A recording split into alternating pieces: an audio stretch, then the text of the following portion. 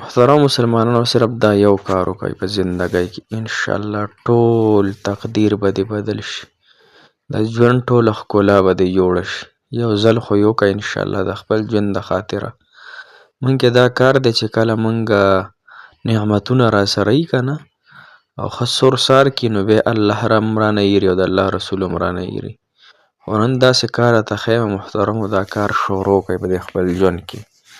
که روغ صحت غواړئ، که عافیت غواړئ، که حاجات پوره کېدل غواړئ، که مقاصد اسانېدل غواړئ، که تقدیر بدلېدل غواړئ نو دا کار شروع کړئ انشاءالله تقدیر به دې هم بدل شي. زندګي به دې هم په راحت شي. خوشحالۍ به در سره هم مینه شروع کړي. زندګۍ سره به دې هم مینه شروع شي. زندګۍ به دې هم خوشحاله شي. آخرت به دې هم خوشحاله شي. د دنیا غمونه او تکلیفونه به دې هم ختم شي. د آخرت غمونه او تکلیفونه به دې هم ختم شي. خو یو اسان کار دی شروع یې کړئ. انشاءالله دعاګانې به ماته کوئ او ډېرې به راته کوئ چې واقعي دې کار کې زموږ دپاره ډېره فایده ده. او یقینا مسلمان هغه دی چې بل مسلمان ته داسې یو کار وښیي چې د هغه زندګي پرې بدله شي، د هغه ته پرې چین سکون راحت میلو شي، هغه ته پرې خوشحالي میلو شي. نو د خپلې خوشحالۍ د خاطره خلک هر څه کوي هر څه کوي. داسې په دنیا کې خلک شته چې د خپلې خوشحالۍ د خاطره د خپلې زندګۍ د سانېدو د خاطره د خپلو بچو د بیبیانو د هغه د خاطره د دنیا هر یو کار ته وردانګي. او تاسو ته ځانګړو د ضرورت نشته به صرف دا یو اسان کار دی دا وکئ انشاءالله زندګي به هم جوړه شي. هر سړی زندګي جوړول غواړي، که نر دی که ښځه ده، که ماشوم دی که لوی دی، هر سړی وایي چې زموږ د دنیا ښایسته شي. آخرت خو پرېږده موږ خو آخرت خو د ټول نه هیر دی، قبر خو موږ نه هم هیر دی، خو موږ صرف د دنیا فکر کی.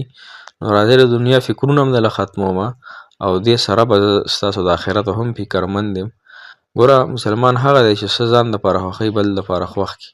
زه غواړم جنت فردوس، زه غواړم د دنیا ښکلې زندګي، زه غواړم ځان دپاره چین سکون راحت خوشحالي. نو زه یم چې تاسو له هم الله تعالی درکړي.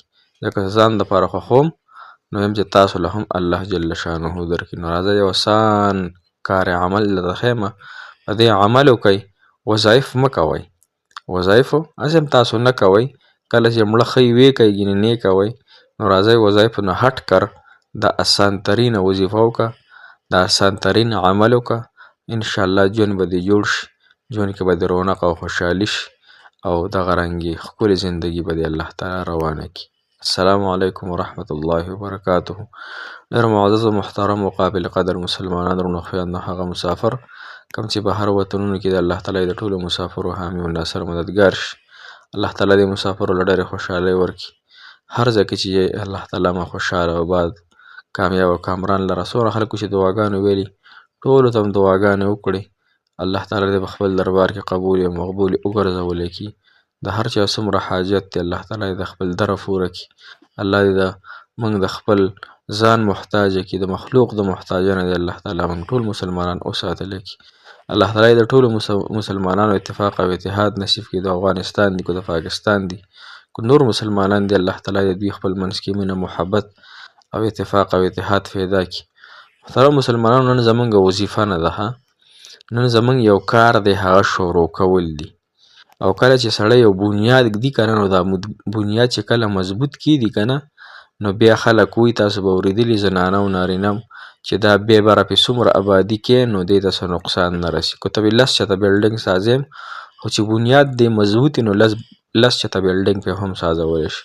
خو که بنیاد دې کمزوری وي، بنیاد دې یعنې مټیریل دې پکې کم استعمال کړي وي، مثال په طور سیمټ دې پکې کم اچولی وي، کرش او باجري او دا څیزونه دې کمزور استعمال کړي وي نو بیا ستا دا چت هم کمزوری دی، بیا ستا دغه دا آبادي هم کمزوره. داسې محترمو نن یو کار شروع کړئ. او علما کرام فرمایي که نه په دې روژه کې چې کم یو انسان یو کار شروع کړي که نه نو د بل روژې پورې دې انسان ته الله تعالی دغه نیک کار توفیق ورکوي. نو دا یو کار دی خو دې سره دوه خیر دی زه اضافي کوم. صحیح شوه؟ یو کار دی خو دې سره دوه اضافي کوم. لومبنۍ خبره زه بار بار تاسو ته کوم محترم مسلمانانو چې استغفار شروع کړئ. استغفار ګوره کومه خبره چې الله تعالی فرمایلی وي د الله رسول فرمایلی وي هغه کې زموږ ستا دپاره خیر دی، هغه کې زموږ ستا دپاره د دنیا او د آخرت ګټه ده. ګوره په استغفار چې څوک وایي استغفر الله استغفر الله خبره ته غوږ شئ پوره به ویډیو ګورئ نو هغه ته لومبی خیر د دنیا دا دی چې دنیا پې الله تعالی فراخه کړي، الله تعالی به مال ورکړي، رزق به ورکړي، کامیابي به ورکړي. د آخرت فایده یې دا د محترمو زه ستاسو د آخرت هم غمخوار یم چې آخرت کې به دا انسان ډېر خوشحاله وي، خپل عملنامه به هر چاته ښیي چې وګوره زما عملنامه. صحیح شوه؟ یو خو دا کار دی. په دې روژه کې د دې شروع که یو 1000 فیرونه یې کم مه وایئ. دویمه خبره چې ده هغه درود شریف دی. درود شریف روزانه 1000 وارې وایئ 1000 کرته. نو چې ته 1000 کرته وایې که نه درود شریف نو په تا به روزانه 10,000 رحمتونه د الله تعالی راوري، 10,000 ګناهونه به دې معاف کېږي، 10,000 درجات به دې الله تعالی بلندوي او 10,000 الله تعالی به د باندې د احسان او د رحم معامله کوي. او دریم نمبر اخري کار چې کوم دی محترمو دا روژه ده چونکې شیطان تړلی شوی دی په زنځیرانو، صرف نفس دی را سره. نفس پیژنئ تاسو که نه؟ نفس دې ته وایي محترمو چې نفس زمونږ اوس په جیل کې دی چې چا روژې نو هغه نفس باندې خپږدلي. نفس دغه دی چې د خوراک څښاک نه او د حرامو کارونو نه نفس منع کړي، هغه د ناجایزو خوراکونو نه ناجایزو خواهشاتو نه خپل نفس منع کړي، دغه نفس دی. مثال په طور نفس دی وایي چې راشه هلکه ځان له په 3000 روپۍ اختر له جوړه واله، ځکه چې خلک به یو پلانکې به یو د سنت خلاف یې هم وګڼله، لنډې تنګې هم وګڼله او نری لوپټه ورسره واچوه چې خلک ووایي چې واقعي پلانکی بیبي خو ډېرې ښکلې جامې اچولي دي او ټول جسم یې پکې ښکارېږي. نو داسې کپړو نه ځان وساتئ، په دې باندې الله تعالی او د الله تعالی رسول هغه لعنت لیږي. بل دیوس انسان دا خبره پکې راغله، دیوس انسان به الله تعالی په ده باندې د جنت خوشبو هم حرامه کړي. دیوس حدیث مبارکه کې ورته راځي. دیوس هغه انسان دی، خفه کېږه مه په خبرو باندې، زه حق سچ خبرې کوم که چې اړه ښه یا که بدي ځان دپاره زه خوښوم تاسو دپاره هم خوښوم. دیوس هغه انسان دی چې دی په کور کې ناستی دی او د ده ښځه چې ده د بیبي د ده مور د خور د پې وس او طاقت شته او دغه خور او مور او دغه بیبي ځي او شاپینګونه کوي، د پردي سړو سره خبرې کوي، دغه رنګې ورقه یې هم چوته کړې وي، پوزه یې پټه کړې وي، بعضې پکې پوزه هم ښکاره کړې وي او وروره دا کار دی او دا جامې په 2 او دا فیزار په 2 دې ته دیوس ویلی کېږي. لکه دی په کور کې ناست دی او د بیبي په شاپینګونو مالګې ګرځي نو دې ته دیوس ویلی کېږي. لهذا په خپلو کورونو باندې رحم وکړئ، په خپلو زنانو باندې هم رحم وکړئ. دا د سیزن دی د جوړو او د فیزارونو او دغه رنګې د اختر موقع ده انشاءالله. نو زمونږ هر څه به خراب شي. څوک چې هم زما غږ اوري نو په خپلو کورونو باندې کنټرول، په خپلو بیبیانو باندې کنټرول راولئ. بس دغه خبرې دي.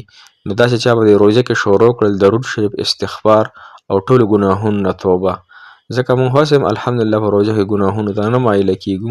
نو الله نه سوال وکړو چې الله ما نه یو ګناه هم الله ونه کړي، تر د را روان رمضانه پورې را روانې د مرګه پورې الله ما نه یو ګناه هم ونه کړي. انشاءالله زه به الله ورفور کوشش کوم چې تا نه یو ګناه یعنې ونه کړمه او ستا په رحم او په فضل سره. نو دغه وظیفه دغه خبرې دغه مې راته وکړې، د زړه حقیقت مې درته ښکاره کړ. اوس پې عمل کوئ وکئ پې، کو نه یې کوئ سیټ ته وایورئ او په دې بل غوږ یې باندې وباسئ. الله تعالی مو خوشحاله ساته، الله تعالی مو آباد لره. موږ ته هم ډېرې دعاګانې کوي، موږ تاسو ته ډېرې دعاګانې کوو.